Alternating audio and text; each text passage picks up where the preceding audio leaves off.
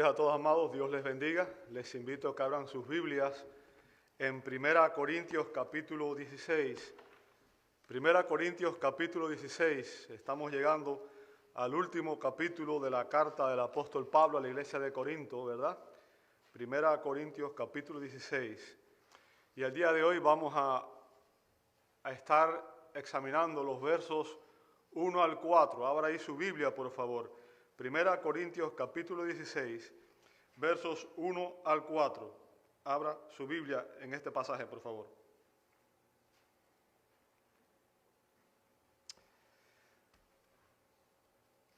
Dice así la Sagrada Escritura.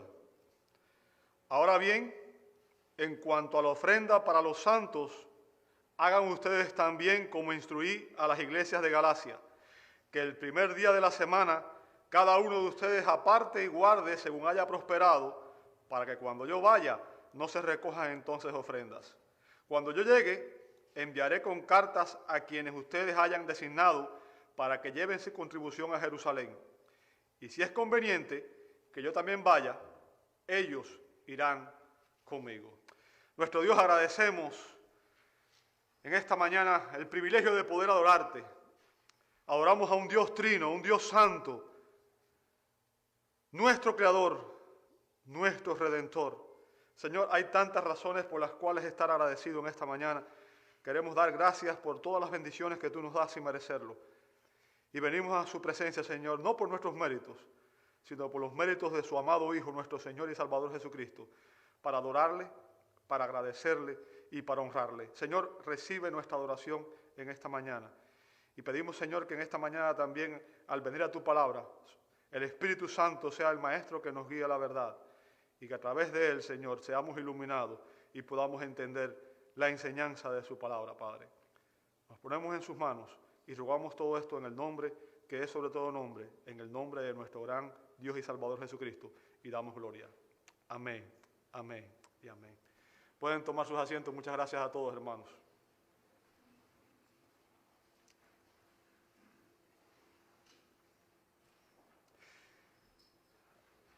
En el capítulo 15, el apóstol Pablo había venido dando una magnífica enseñanza sobre asuntos celestiales.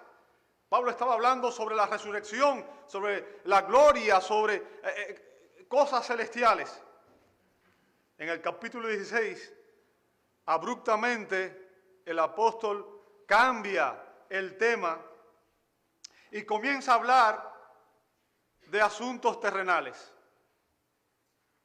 Después de una maravillosa enseñanza espiritual, vemos que el apóstol Pablo comienza a enfocarse en resolver situaciones terrenales. Situaciones terrenales.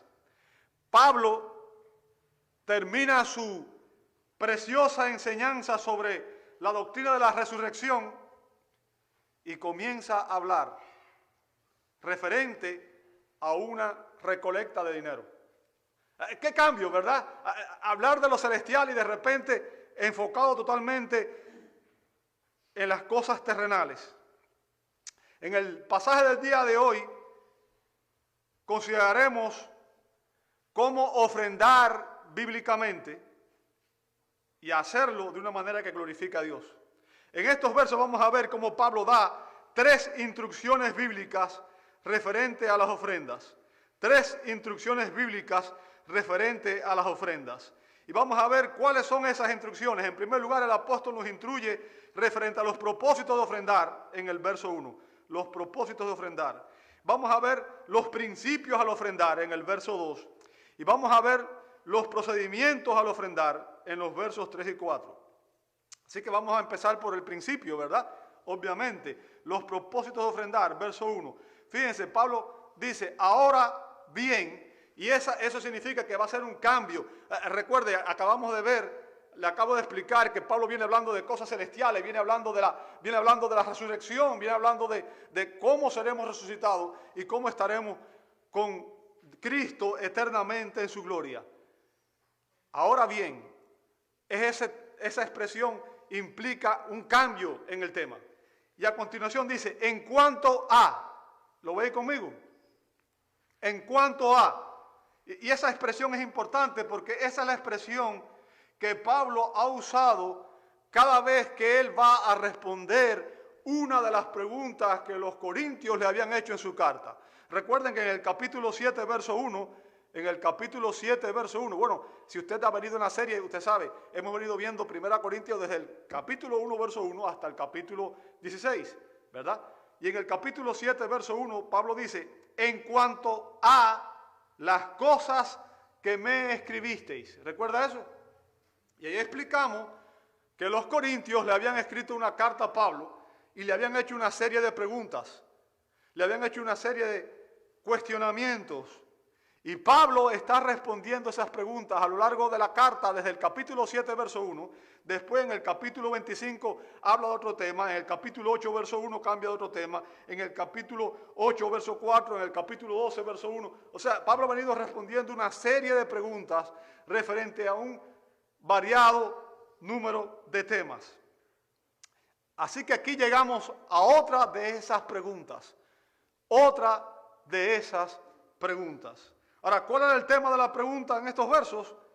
Pablo dice, en cuanto a la ofrenda para los santos. Y quizás alguno en esta mañana diga, ¿sabes qué? Escogí el día equivocado para ir a la iglesia, ¿verdad? Mejor me hubiera quedado en mi casa. Van a hablar de dinero. Y es un tema un poco engorroso que no nos gusta hablar. En realidad a mí tampoco me gusta. Déjeme decirle, obviamente yo no escojo el tema del sermón. Si usted predica expositivamente, usted tiene que predicar lo que está en la Escritura. Pablo predicaba todo el consejo de Dios. O sea, Pablo no es como la mayoría de los predicadores de hoy, que ellos escogen el tema que van a predicar cada semana. Yo no. La Biblia, Dios la dio como una revelación completa y Él nos reveló cosas separadas, sino que Él nos dio un libro entero y dentro de ese libro dio varias enseñanzas. Por tanto, la enseñanza que vamos a ver hoy está dentro de esta carta que el apóstol Pablo escribió a la iglesia de Corinto y por tanto forma parte de la enseñanza que Dios quiere que usted y yo como pueblo recibamos. Y es importante que aprendamos este tema porque lamentablemente una de las razones graves por las cuales no nos gusta hablar de este tema es muchas veces porque ha habido abuso en la manera en que este tema ha sido presentado en las iglesias. Lamentablemente existe aquí en este país el movimiento de la prosperidad que hace un mal uso de las Escrituras para estar constantemente abusando de las personas, ¿verdad?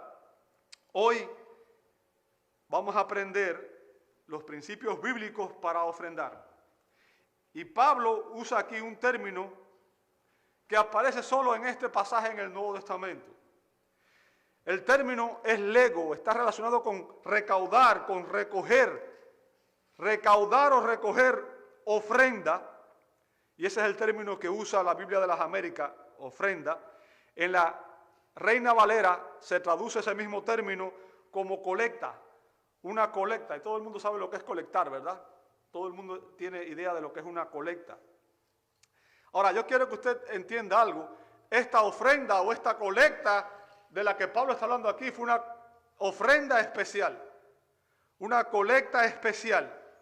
Bien, o sea, no es lo que se hace cada semana. Quiero dejar eso claro primero.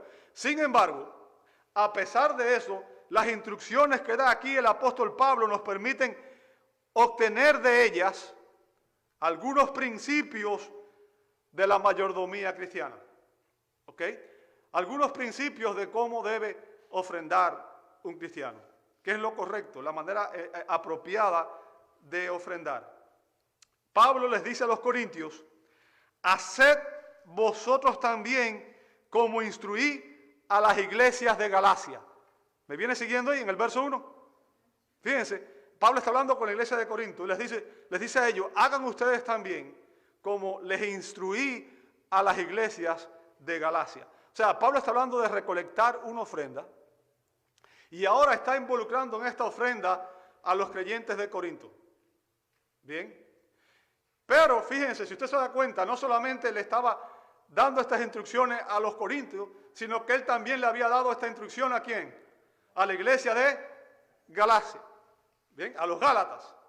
Pero Si usted presta atención y me sigue, usted va a ver, por ejemplo, en Romanos 15, 26, que también en esta ofrenda Pablo incluyó a las iglesias de Macedonia y de Acaya. Así que estaban los corintios, estaban los gálatas, estaban los macedonios y estaban la iglesia de Acaya. O sea, había un grupo de iglesias que estaban participando en esta colecta, en recolectar esta ofrenda. Ahora, ¿con qué propósito el apóstol Pablo estaba recolectando esta ofrenda? ¿Cuál era el propósito que tenía el apóstol al recolectar esta ofrenda? Si usted ve conmigo en Romanos 15, 26, Pablo dice que era para los pobres de entre los santos que están en Jerusalén. O sea, era una colecta, era una ofrenda específica, especial, y tenía un propósito, era ayudar a los creyentes, a los miembros de la iglesia en Jerusalén. Ese era el propósito de esta ofrenda. Los creyentes de Jerusalén estaban experimentando una pobreza extrema. Una pobreza extrema. Y durante su tercer viaje misionero, el apóstol Pablo decidió hacer esta colecta, esta recaudación, esta ofrenda, y él mismo la entregó cuando regresó a Jerusalén. Si usted ve conmigo en Hechos 24, 17, Hechos 24, 17 dice, y después de varios años, o sea, Pablo había salido en un viaje misionero, dice, y después de varios años, he venido ¿para qué? Traer limosna, o la traducción más literal ahí sería hacer obras de caridad, hacer obras de caridad. A mi nación, recuerde que Pablo era judío, o sea, había venido con ese propósito y a presentar ofrendas, ¿lo veis? O sea, Pablo había traído ayuda para los creyentes de Jerusalén. Déjeme decirle, un mal común en la antigüedad era la pobreza extrema. Era un mal común. Y déjeme decirle, no es un problema solamente de la antigüedad. Existen muchos países hoy en el mundo donde hay pobreza extrema. De hecho, estoy seguro que en muchos de nuestros países hay lugares donde las personas viven en una pobreza extrema.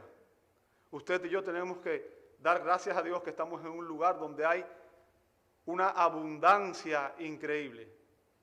Una abundancia increíble. Y a veces disfrutamos tantas cosas y no somos capaces de valorar, ¿verdad? A veces botamos tanta comida, botamos tantas cosas y no pensamos que hay personas en el mundo que hoy desearían tener agua para beber, porque ni agua tienen muchas veces, y desearían tener simplemente cualquier cosa para comer, porque están pasando una hambruna terrible, ¿verdad? Ahora, la iglesia de Jerusalén estaba atravesando un tiempo de una dificultad extrema, un hambre extrema. ¿Qué había pasado? Recuerde, cuando llegó Pentecostés, vinieron un grupo de personas y los apóstoles salieron a predicar y de repente se convirtieron muchas personas en poco tiempo y muchos de aquellos judíos que habían venido de la dispersión se quedaron en Jerusalén. Y obviamente al quedarse allí, la iglesia tuvo que asumirlos, tuvo que recibirlos. Y no solamente eso, si usted recuerda y usted ha leído en el libro de los Hechos, vamos a ver algo que sucedió en ese tiempo y que el teólogo reformado Charles Hodge cree que la pobreza de los cristianos de Jerusalén procedía de esta decisión que vemos en Hechos 2, 44 al 45. Hechos 2, 44 al 45 dice, todos los que habían creído estaban juntos. Y nota lo que dice a continuación, y tenían todas las cosas en común.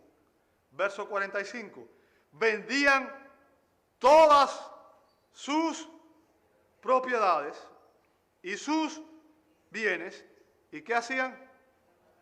Y los compartían con todos según la necesidad de cada uno. Ahora, esto se ve precioso, ¿verdad? Y suena muy bien, suena bonito. Fue un gesto, obviamente, desinteresado por parte de aquellos creyentes. Pero el doctor Hodge dice, este error procedía de un exceso de amor sobre el conocimiento. La perfección en una cosa requiere perfección en todo, explica el doctor Hodge. La perfecta igualdad de bienes requiere la perfecta libertad del egoísmo y la indolencia. ¿Qué significa? Obviamente, qué lindo sería que todos fuéramos iguales, ¿verdad? Y que todos tuviéramos iguales. Pero lo cierto es que hay personas que son más trabajadoras que otras. Personas que se esfuerzan más que otras. Y, obviamente, incluso hay personas que cuando se les dan cosas y se les regalan, después no quieren trabajar. ¿Cierto? Y ese es el punto. Quiero que usted entienda algo. El socialismo, que es una ideología muy común y que está de moda y que en hecho en este país, los gobernantes de este país están llevando a este país en esa dirección. Déjeme decirle, por cierto, y bueno, yo sé que aquí todos somos hispanos, ¿verdad? Déjeme decirle, yo no soy político, yo soy cristiano. A mí no me importa si es uno u otro, pero sí les puedo decir una cosa, si usted es cristiano, usted no puede votar por los demócratas. Le voy a decir por qué, porque ese partido está promoviendo una agenda que es opuesta a la voluntad de Dios. Están promoviendo el aborto, están promoviendo el matrimonio homosexual, están promoviendo el llevar a los niños pequeños a sexualizarlo y a involucrarse en cosas que la palabra de Dios claramente prohíbe. Así que si usted es cristiano y usted vota por los demócratas, usted está votando en contra de la palabra de Dios. Quiero que usted entienda eso. Y no estoy diciendo que estoy a favor de ningún otro. Estoy diciendo claramente lo que la Biblia enseña. Bien, ¿a dónde voy? El socialismo promete igualdad social. Y eso es lo que están haciendo los gobernantes de este país, moviendo la juventud, prometiéndole que le van a dar estudios gratis y cosas gratis. Y mucha gente está enamorada del socialismo, ¿verdad? Déjame decirte, el socialismo promete que le va a quitar a los ricos y que va a ayudar a los pobres. De hecho, he estado oyendo que están tratando de promover leyes en las cuales van a quitar, de hecho, hace un tiempo atrás escuché a una señora que forma parte del gobierno en California que está promoviendo la idea de que la gente que está indigente ocupe lugares que están propiedades privadas y las ocupen y la hagan de ellos, ¿ok? A la fuerza.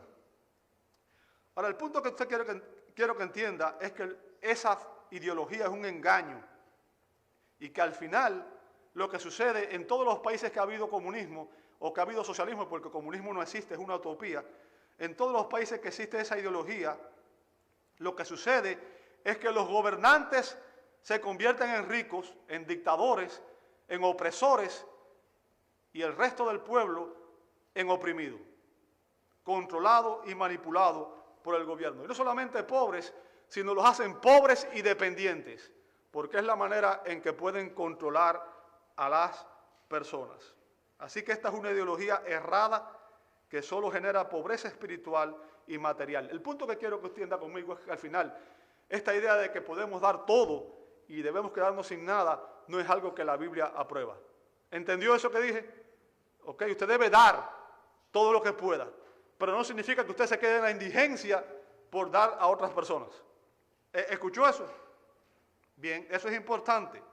Ahora, no quiero que usted malinterprete lo que estoy diciendo. Ese no fue el único factor que causó la pobreza en aquel lugar.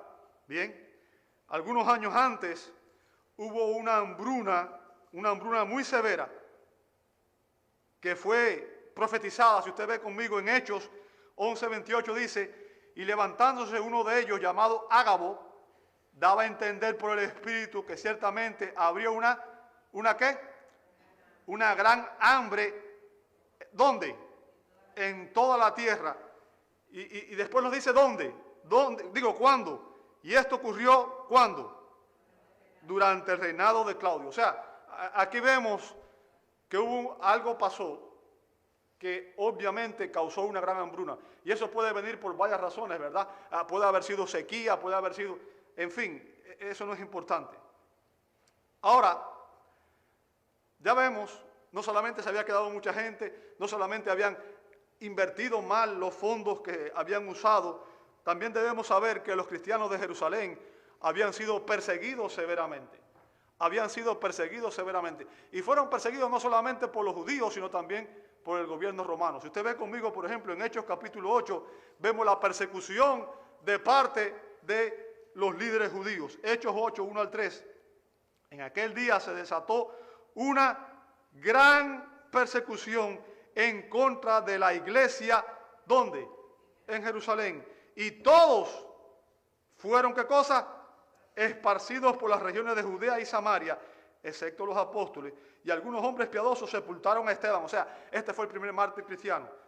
La persecución llevó a que Esteban fuera apedreado a causa del evangelio. Y lloraron a gran voz por él, pero Saulo hacía estragos en la iglesia, entrando en las casas y arrastrando a hombres y a mujeres. ¿Qué hacía? Los echaba a la cárcel. Fíjense, fue un tiempo de persecución increíble en Jerusalén. Bien, los judíos cristianos fueron expulsados de sus hogares. Expulsados de sus hogares. Fueron despojados de sus posesiones. Se las quitaron las posesiones. Fueron impedidos de conseguir empleo. E incluso muchos fueron encarcelados. Bien. Así que estaba en una situación de pobreza extrema. Y Pablo decide recaudar una ofrenda para aliviar el problema, para ayudar a aquellos creyentes. Ahora déjeme decirle, ya mencionamos las iglesias que estaban participando. La mayoría de los creyentes en las iglesias que contribuían con la colecta eran gentiles. Eran gentiles. Pablo consideraba que los gentiles teníamos una deuda especial de amor con los judíos. Recuerde, gentil es toda persona que no es judía de nacimiento. Bien. Y Pablo consideraba que los gentiles teníamos una deuda especial de amor con los judíos. ¿Por qué? ¿Por qué? Recuerde que fue a través del pueblo de Israel que vino Cristo. ¿Sí o no? El Salvador. Recuerde que fue a través de los judíos que vinieron los apóstoles. Recuerde que fue a través de los judíos que vinieron los profetas, los maestros, los evangelistas, que proclamaron el evangelio, que proclamaron la palabra de Dios. Y es por eso que la Escritura dice, en Romanos 15, 27, la segunda parte, que los gentiles hemos participado de sus bienes espirituales. ¿Por qué? Porque antes estábamos separados de la ciudadanía de Israel, éramos ajenos a los pactos, a las promesas, estábamos sin Dios y sin Cristo en este mundo, sin esperanza. Pero ahora estamos en Cristo, ahora tenemos la Escritura, ahora hemos sido obviamente incluidos en el pueblo de Dios.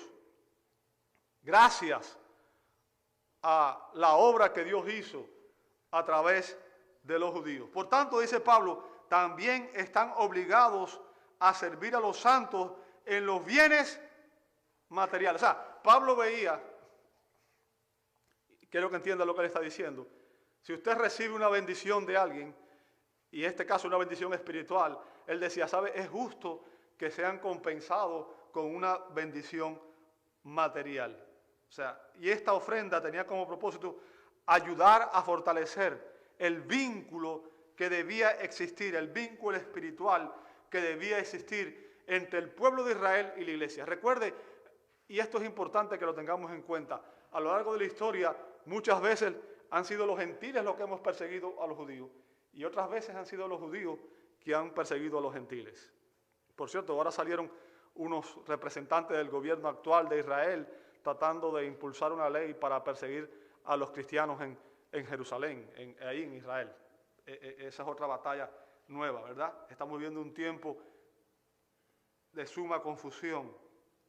Ahora, Pablo está hablando aquí de recolectar una ofrenda, pero yo quiero que usted entienda bien el contexto de este pasaje para que pueda entender bien lo que el apóstol está haciendo. ¿Sabe? En sus epístolas, el apóstol Pablo utilizó 7 palabras griegas diferentes al hablar de ofrenda. Utilizó 7 palabras griegas diferentes al hablar de ofrenda. Y no voy a mencionarlas todas por una cuestión de tiempo, porque obviamente tengo bastante que predicar aquí y no quiero dividir el pasaje, quiero llegar hasta el final. Bien. En 2 Corintios 8:4, en 2 Corintios 9:13 y en Romanos 15:26, Pablo utilizó para referirse al término ofrenda el término griego koinonía. ¿Ha oído usted alguna vez el término koinonía? ¿Sabe lo que significa el término koinonía? Estoy seguro que es algo que nos gusta, a los hispanos nos gusta mucho. Compañerismo, compartir, cena, ¿verdad? Fiesta. ¿Sí o no? Mira, hay algunos que dicen sí, y hay algunos que están sonriendo, ¿verdad? O sea, el término koinonía implica comunión, relación estrecha, confraternidad, unión, ayuda, contribución. En Hebreos 13:16 se traduce como ayuda mutua. Ayuda mutua. ¿Y cuál es el punto del apóstol ahí? El punto es que dar y recibir con amor siempre forma un vínculo entre el que da y el que recibe. ¿Bien? O sea, esto trae comunión, trae agradecimiento, trae amor entre las personas, entre el que da y el que recibe. Por tanto, Pablo ve esta ayuda como una buena oportunidad para restablecer o establecer la comunión entre los gentiles y los judíos, para que hubiera ¿qué cosa? Unidad en la iglesia, en el pueblo de Cristo. Porque no debe haber división, no debe haber distinción, nadie debe estar separado de nadie. ¿Sabe? En el Antiguo Testamento, cuando los gentiles se convertían al judaísmo, se convertían en prosélitos, eran ciudadanos de segunda categoría. En el templo había una sección, había un muro que separaba a los judíos de los gentiles. En otras palabras, aun cuando se habían convertido al judaísmo, no podían adorar juntos. No podían adorar juntos. Estaba en un lugar llamado el patio de los gentiles, que era hasta donde ellos podían entrar a adorar, aun cuando compartían la misma fe. Y lo que Pablo está diciendo aquí, ¿sabes qué? En el cristianismo no debe existir eso. Todos debemos estar juntos, debemos tener comunión. ¿Cómo? Dándonos ayuda mutua, sirviéndonos mutuamente. ¿Bien? Si usted ve conmigo también en el verso 3 de este mismo pasaje, 1 Corintios 16, Pablo usa otro término para referirse a la ofrenda, el término contribución. ¿Lo ve ahí? En el verso 3, vuestra contribución, dice Pablo, hablando aquí en el verso 3. Y esta es una traducción de un sustantivo griego, charis. Y eso también me imagino que he oído esa palabra, ¿verdad? Es de donde viene nuestra palabra gracia. Gracia. ¿Ha oído ese término también, verdad? El término significa gracia, favor inmerecido. Favor inmerecido. Algo que es producido ¿por qué? Por la generosidad de la persona, por la generosidad del que da. En otras palabras, Pablo consideraba que esta ofrenda no era un pago, ni era una carga impositiva, era una oportunidad de dar en gratitud a los que los creyentes de gentiles habíamos recibido de parte de los judíos. Y el punto que Pablo está haciendo aquí es que era un acto libre y voluntario.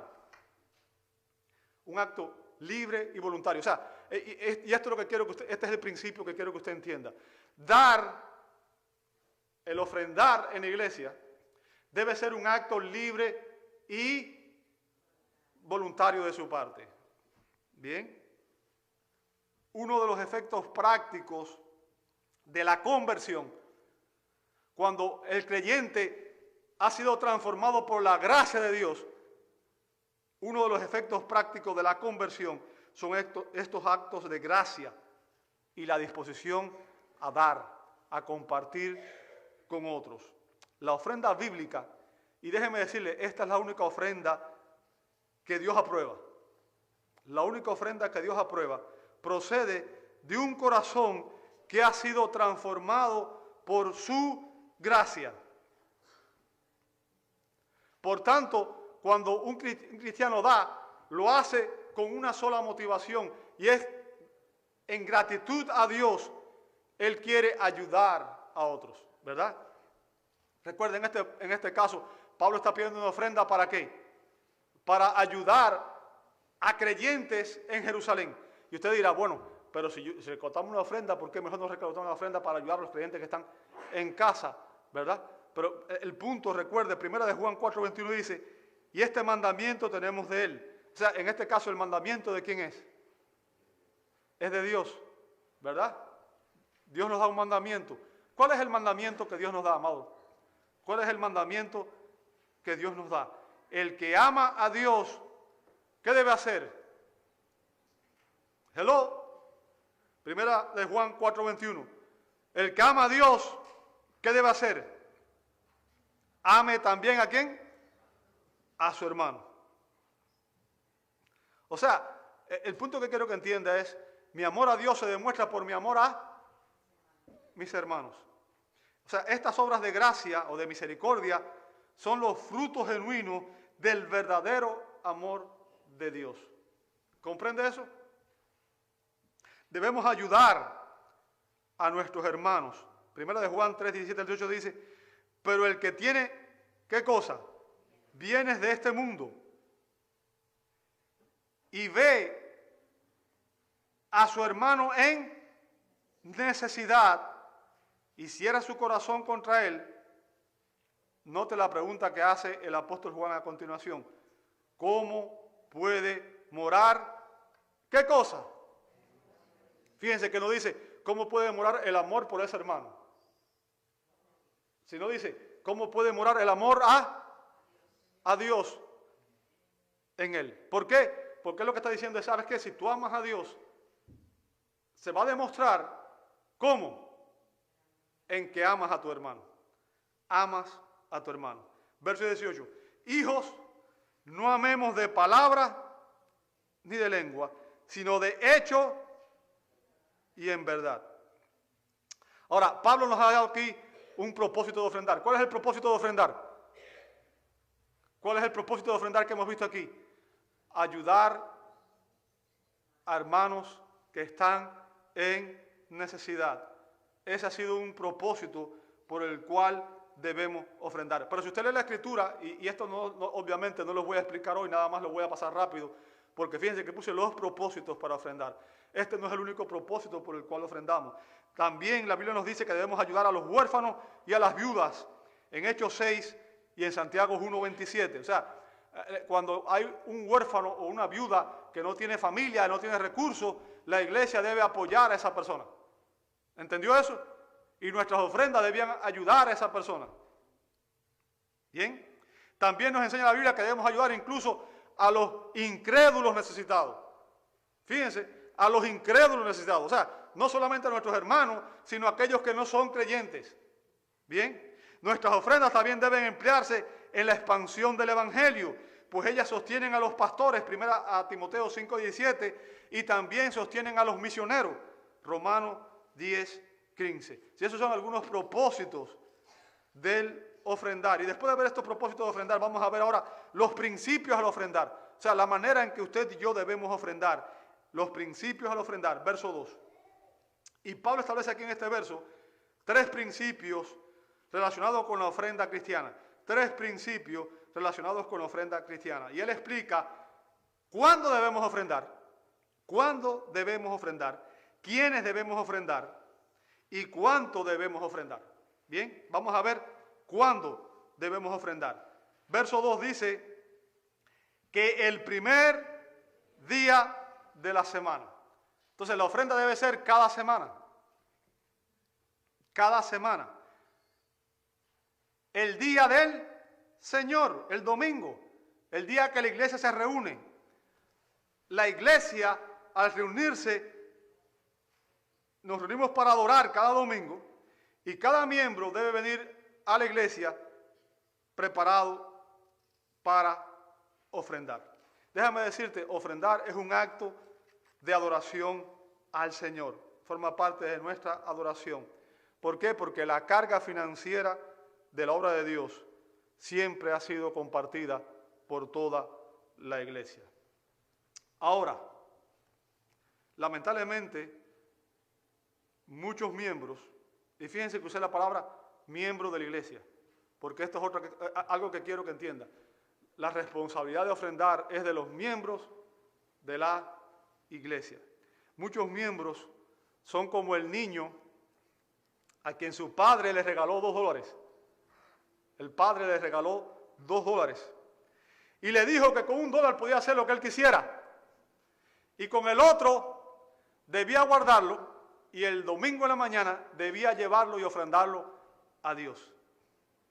El niño asintió con su cabeza y le pidió permiso al padre para ir a la tienda a comprar dulces con su $1. Bien. Iba para la tienda y llevaba $2 en la mano. Y como iba corriendo, de repente tropezó, cayó y uno de los $2 se le fue y el aire lo voló, el viento lo voló y cayó en el desagüe. Y ahí se perdió el $1. ¿Verdad? Levantándose, el niño miró el $1 que aún tenía en la mano y dijo: bueno, Señor, ahí se fue tu $1 por el desagüe. Ahora, es triste, es lamentable, y ustedes se ríen, pero muchas veces es la manera en que nosotros pensamos en darle al Señor, ¿verdad? Le damos de lo que nos sobra, le damos de manera a veces involuntaria y priorizamos cualquier cosa antes que la obra de Dios. Ahora, Pablo no solo nos explica cuándo, sino también quiénes deben ofrendar. ¿Quiénes deben ofrendar? Vamos a ver en el verso 2 dice: cada uno de vosotros. Cada uno de vosotros. ¿A quiénes se refiere esta expresión? ¿A quiénes se refiere? A todos los miembros de la iglesia. Todos los miembros de la iglesia. Tanto los ricos como los pobres. ¿Bien? Todos. Todo el que tiene algún tipo de ingreso debe participar, debe tener el privilegio de dar y contribuir para la obra de Dios. Déjame decirte algo, y este es un principio por el cual, este es el principio que cuando usted lo entiende, usted entiende por qué debe ofrendar.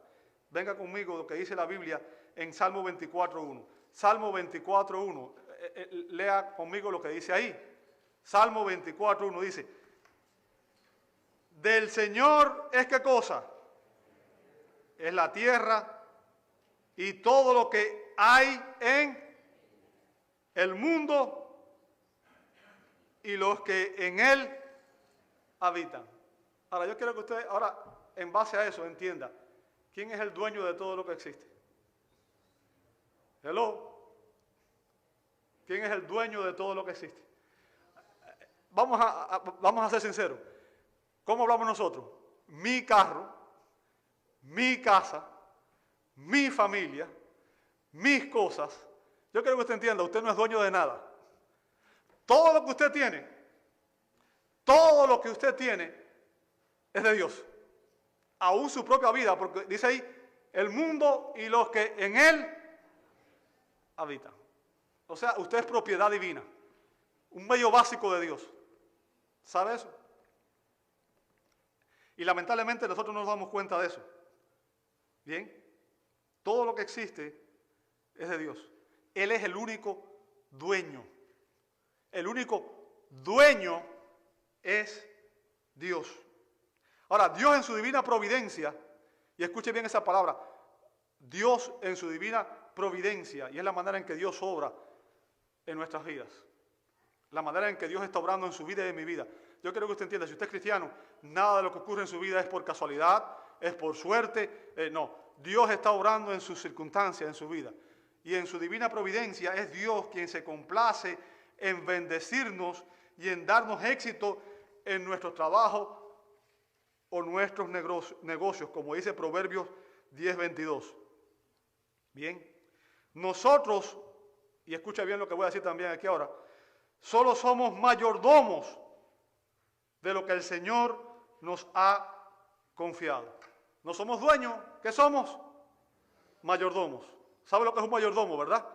Es la persona que está a cargo de velar los bienes de un amo, de un dueño. Usted y yo somos mayordomos, no dueños. El dueño es Dios. Y como buenos mayordomos, debemos ser buenos administradores. O sea, debemos ser sabios en la manera que empleamos los recursos del dueño.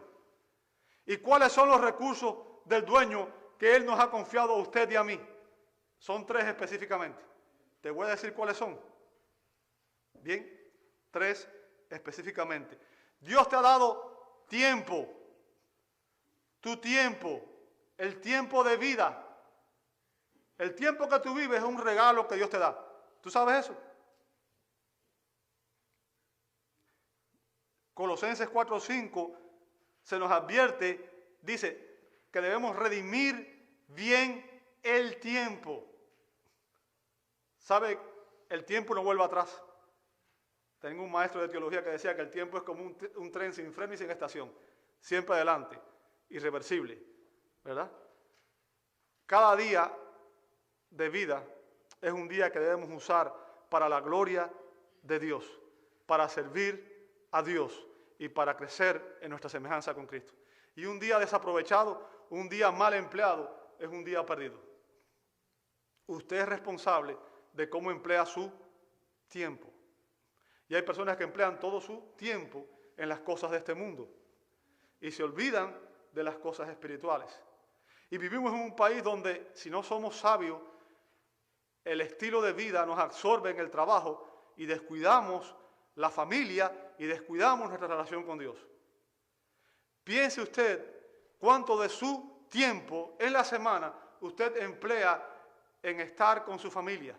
Cuánto de su tiempo usted emplea en bendecir a su familia. Cuánto de su tiempo usted emplea en estudiar la Escritura, en orar, en tener comunión con Dios. Y cuánto de su tiempo emplea en otras cosas. Y cuánto tiempo pierde muchas veces viendo cosas que no son las que debía estar viendo. ¿Ve? Nuestro tiempo es un tesoro que Dios nos da para que aprendamos a usarlo, a administrarlo de manera apropiada. Dios nos dio tiempo, nos dio talentos. ¿Qué significa? Nos dio dones, capacidad para hacer ciertas cosas, para servirle. ¿En qué manera está sirviendo a la iglesia de Dios? ¿En qué manera está sirviendo? Recuerda que algún día vamos a comparecer ante el tribunal de Cristo y vamos a tener que comparecer ante Él y dar cuenta de la manera en que empleamos nuestros talentos. Y de ese día recibiremos recompensa o no, ¿verdad?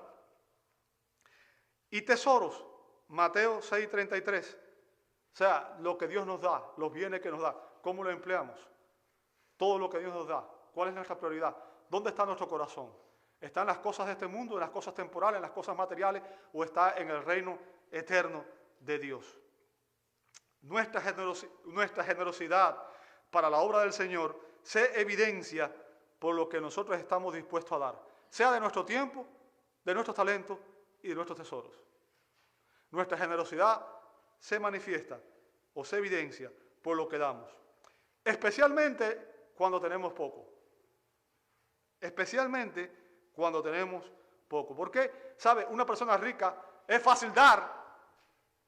Es fácil dar porque puede dar sin que eso afecte su estilo de vida. ¿Verdad? No importa. Doy un poco de dinero, pero al final estoy dando de lo mucho que tengo. Bien. Sin embargo, una persona pobre debe renunciar a algo para poder darle a otros. Y eso es dar por amor. Y eso es dar con sacrificio. Jesús dijo en Lucas 16:10, el que es fiel en lo muy poco es fiel también en lo mucho. Y el que es injusto en lo muy poco, también es injusto en lo mucho. O sea, lo que está diciendo Jesús ahí es que si no somos generosos para dar cuando tenemos poco, no seremos generosos para dar cuando tengamos mucho. ¿Por qué? Porque si tuviéramos más, aunque diéramos más dinero, daríamos siempre de lo que nos sobra y no sacrificialmente. Ese es el punto. Nuestra actitud. Recuerde siempre, al final el pecado está en el corazón, no solamente afuera. Y es la actitud que hay en nuestro corazón la que define si realmente estamos honrando a Dios o no. ¿Sabe? Un creyente transformado debe dar sacrificialmente. Vamos a ver, por ejemplo, un ejemplo práctico, como lo hicieron los creyentes de Macedonia. Venga conmigo a 2 Corintios 8, 2 y 3. 2 Corintios 8, 2 y 3.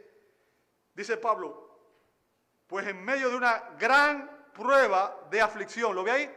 O sea, estos creyentes estaban pasando también por una persecución, por una prueba grandísima. Dice, abundó su ¿qué? Su gozo.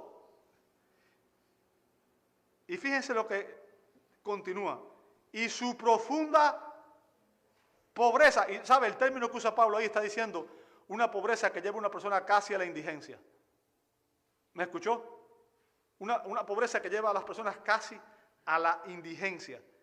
Sobreabundó en la riqueza de su liberalidad. O sea, en su disposición a dar. ¿Sabe? Una de las cosas que he estado viendo estuve viendo los otros días unos videos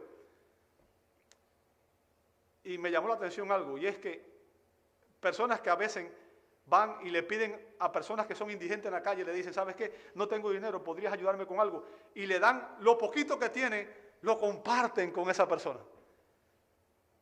Y es increíble cómo una persona que está en ese estado de indigencia es capaz de compartir lo poquito que tiene con esa otra persona. Pero ¿sabes por qué es? Porque cuando una persona sufre, entiende el dolor de otra persona.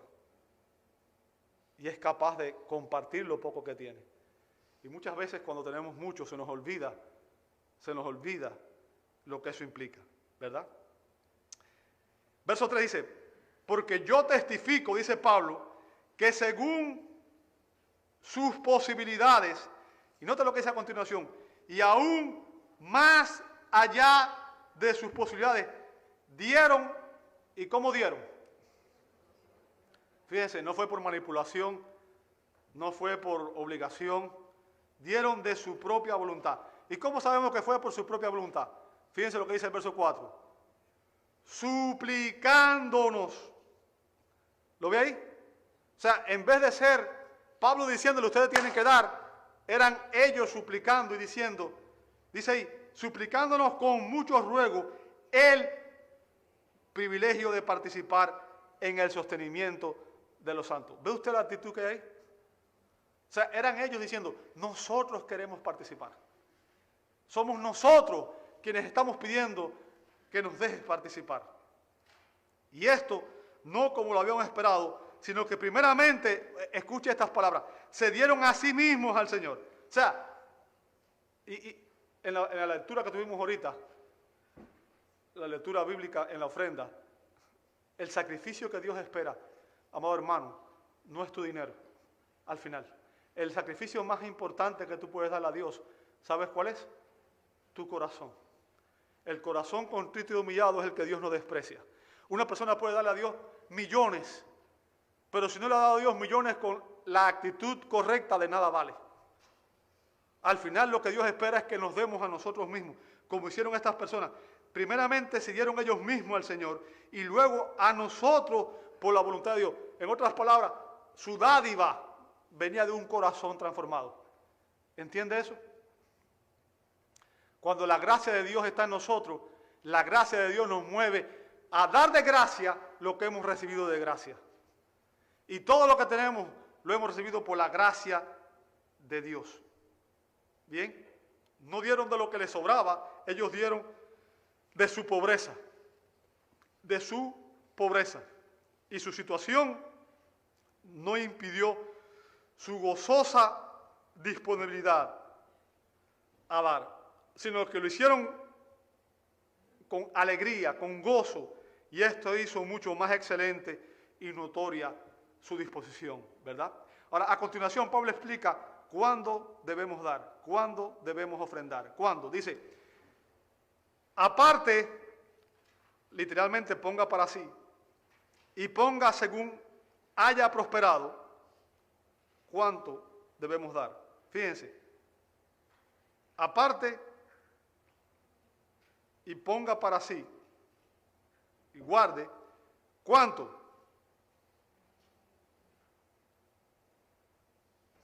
¿Lo ve conmigo, sí o no? Según haya prosperado, para que cuando yo vaya no se recojan entonces ofrendas. O sea, lo primero que quiero que vea conmigo aquí es que Pablo no quería que se vieran en la necesidad de dar una gran cantidad de dinero de una sola vez. ¿Por qué? Porque él no quería afectar la estabilidad económica de estos hermanos. Él no era como los predicadores de la prosperidad, ¿verdad? Que solo piensan en enriquecerse ellos. Y a veces hay personas que le dicen, ¿sabes qué? Si el dinero que tienes es el dinero de tu renta, mándale una ofrenda y no te preocupes que Dios te va a bendecir. ¿Sabes? Dios no te pide eso. Dios no te pide que tú te quedes en la indigencia. Dios no te pide que tú des lo que tienes para pagar tu propia renta. Eso no es lo que Dios espera de ti, obviamente. Bien. Él no era como esas personas. Ahora, el punto que Pablo está diciendo aquí, amados hermanos, es que la cantidad de nuestras ofrendas no debe basarse en presiones, en manipulaciones o sentimientos emocionales, sino que debe ser un compromiso regular. Fíjense, aparte, o sea, literalmente ponga para sí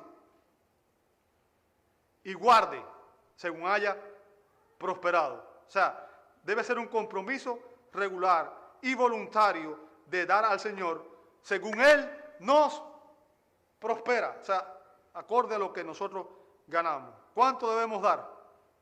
¿Cuánto debemos dar? ¿Bien? ¿Debe un cristiano diezmar? ¿Debe un cristiano diezmar? ¿Sabe? Bajo el antiguo pacto, los israelitas tenían que diezmar para sostener el sistema divinamente ordenado en el cual vivían. O sea, el templo, los sacerdotes, los levitas, esa gente obviamente debían vivir de los diezmos, ¿bien? Y también el gobierno. Ahora, en el Nuevo Testamento, amado hermano, no se prescribe una cantidad. O sea, el diezmo no forma parte de la enseñanza del Nuevo Testamento, sino que cada uno debe dar según haya prosperado. Según haya prosperado. Y acorde a su propia convicción delante de Dios. Dice Pablo en 2 Corintios 9:7, que cada uno dé como dice el pastor. No, ¿verdad? Bien. Que cada uno dé como propuso en su, no de mala gana, ni por obligación, porque Dios ama al dador alegre. ¿Sabe? El término que usa ahí cuando habla de propuso, aparece solo aquí en el Nuevo Testamento. E indica un plan de acción. Un plan de acción premeditado. Que se hace de corazón y voluntariamente. O sea, no es un acto impulsivo. ¿Qué está diciendo Pablo ahí? Está diciendo que nuestras ofrendas a Dios debe ser un acto que debemos planear en nuestro presupuesto. Me imagino que todos saben lo que es un presupuesto, ¿verdad? Para que, por si acaso alguien no sabe, un presupuesto es, todos nosotros tenemos una entrada, un salario, y todos nosotros tenemos gastos mensuales, ¿cierto? Obviamente, usted debe saber por matemática que si usted gana una cantidad, no puede gastar más de lo que gana, porque si no va a caer en deuda, ¿verdad? Entonces, en el presupuesto mensual, en el cual usted incluye todos sus gastos, y están la renta, la comida, el carro, el teléfono, todas las cosas que usted paga. Parte de eso, los cristianos, que somos miembros de la iglesia, debemos incluir en ese presupuesto la cantidad con la cual vamos a apoyar la obra del Señor en nuestras ofrendas. O sea, es un plan. ¿Entendió hasta ahí? Es un plan que usted en oración y delante de Dios decide, define, dar voluntariamente y no impulsivamente. O sea, nunca ofrende por impulso, por simple emoción o por obligación, presión o coerción. ¿Sabe? Yo he ido, bueno, me imagino que todos ustedes saben, el canal Enlace hace las maratónicas estas. Y después he oído personas que en un momento determinado dieron y después se arrepintieron porque dieron algo por la manipulación psicológica que emplearon. Y le pidieron a veces que dieran su casa o su carro o bienes. Y las personas dieron sin tener realmente en su mente, en su corazón lo que iban a dar. Y lo hicieron por impulso y por manipulación. Usted ve que muchas veces en la iglesia, cuando se va a recoger la ofrenda, se pone una musiquita por allá atrás y se empieza todo un audio y empiezan a darle una explicación. Esa no es la manera bíblica de ofrendar. Déjeme decirle, usted no tiene que ofrendar para ganar el favor de Dios. Si usted no es miembro de la iglesia, usted no está obligado a dar. La responsabilidad de ofrendar y de mantener, sostener la iglesia es de los miembros, de los que somos miembros, todos nosotros. Pero si usted está de visita, usted es nuestro huésped. Y usted dé si quiere y si no quiere no dé nada. No hay ningún problema y no tiene que sentirse comprometido. ¿Bien? Usted no tiene que pactar dando una ofrenda para obtener el favor de Dios. Déjeme decirle, usted puede pactar 10 millones de veces lo que usted quiera, pero lo que usted está haciendo es siendo usado. Porque el único pacto que Dios acepta en el Nuevo Testamento es el pacto en Cristo. Y Cristo pagó la deuda por todos nuestros pecados. Y la salvación es de pura gracia. Y cualquier cosa que Dios haga en tu vida la va a hacer por su gracia y por su voluntad soberana, no porque tú le pagaste una ofrenda. A Dios no le hace falta el dinero. Dios es el dueño, señores. Es el dueño. Tú no tienes que pagarle para que te haga nada o para que te dé nada. Cuando una persona dice que tienes que pactar con una ofrenda para ganar y para que Dios te haga algo, está manipulándote emocionalmente para que tú quieras resolver tu problema y pienses que con ese dinero estás ganando el favor de Dios. Debemos dar libre y generosamente, de corazón, por convicción propia y con suma alegría, sabiendo que estamos contribuyendo a la edificación del reino de Dios. De lo que usted pueda, sea mucho o sea poco. Y usted dirá, a veces personas piensan, yo soy pobre y lo que doy es muy poco. Déjame decirte, hace unos años una iglesia preparó una caja, ¿verdad?, para enviarla a unos misioneros en la India. Un niño dio unos centavos, que era lo que tenía. Pero la persona que estaba preparando aquella caja usó esos centavos para comprar tratados. Y en la providencia de Dios, ese tratado que se compró con el poco dinero que había dado ese niño, llegó a las manos de un jefe birmano. Y Dios usó ese tratado para llevar a ese hombre al conocimiento del Salvador. Este hombre recibió a Cristo y él compartió el Evangelio con los suyos. Y como resultado de esto, muchos de ellos creyeron. Muchos de ellos creyeron. Eventualmente